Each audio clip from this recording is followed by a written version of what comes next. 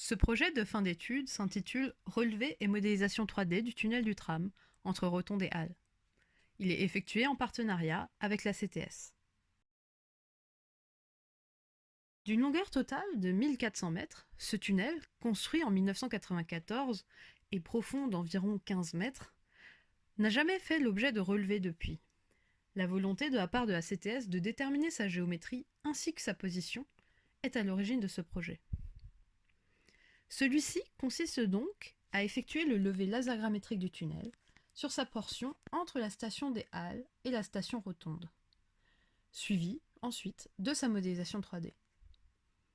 La réalisation de mesures dans un tunnel affecté à la circulation du tram présente quelques contraintes. La première étant la nécessité d'opérer sans circulation, soit pendant l'arrêt de l'exploitation entre 1h30 et 4h20 du matin.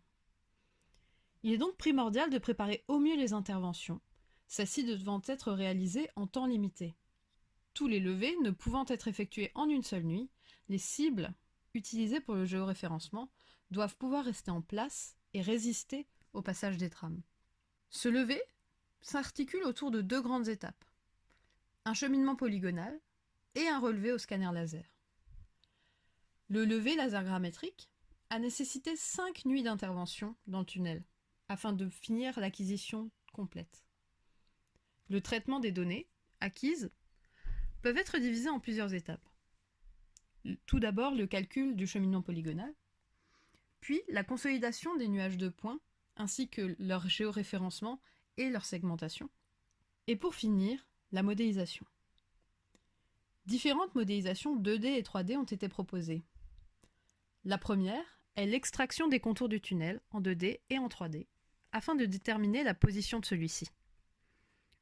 Deux méthodes ont été appliquées pour effectuer cette modélisation. L'une utilisant le logiciel 3D Reshaper, l'autre nécessitant le développement d'un script Python.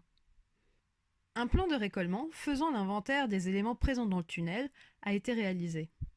Une méthode d'automatisation a été mise en place afin d'utiliser le nuage de points pour déterminer les points d'insertion des symboles des différents éléments. Un tronçon du tunnel a également été modélisé en 3D afin de proposer une perspective d'exploitation de la donnée issue du scanner laser. Pour finir, une vidéo du tunnel a été créée afin de permettre au plus grand nombre de découvrir cet ouvrage de l'intérieur. Ce projet vous intéresse et vous souhaitez connaître plus de détails? N'hésitez pas à assister à la soutenance sous son format virtuel pendant les journées de la topographie du 22 au 24 septembre 2021. À bientôt!